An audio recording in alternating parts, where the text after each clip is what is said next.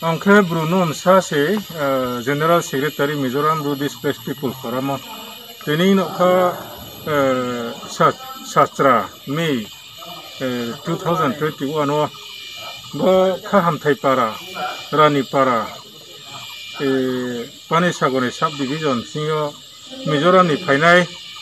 Chini Bru Ronote, Nimahye, Mozagari Settlement Location, to Painai Tone Payo. To ang baca to moke dormitory no tiniyo boro head of the family phaye chuye chaye boro no tong phin mani he ta mo ake khna bu ake bu sarkari ni no de ke public ni ba pando use khye thangmai mo ni he no ta mo jaga bo se choido tarik no kha sachi broi May 2021 Mia Walker, what they see up by mobile, body clear cock here, in body clear cock kaitanga, Bosiman tap koye, body clear ha cock kaitami.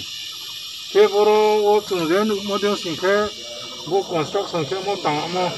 Sai Unya, Himani Hector, a ching no say. Everybody here, dormitory, Tamoboka, and Taipara, Rani Parawo, Humba Tangteo. Ke tinia chumboro are khenai nei phemo no thaishu mot mat mara phono be thake ste nusuong ye draw ye biskong somoyo permanently khe chung tung than man bo panda pho khokchima agare ma khi nu tung ni jang ro pa ra se bro pa ka khai phai trai thamo se jang bro ro pho so tini ke bo sarkari phai ye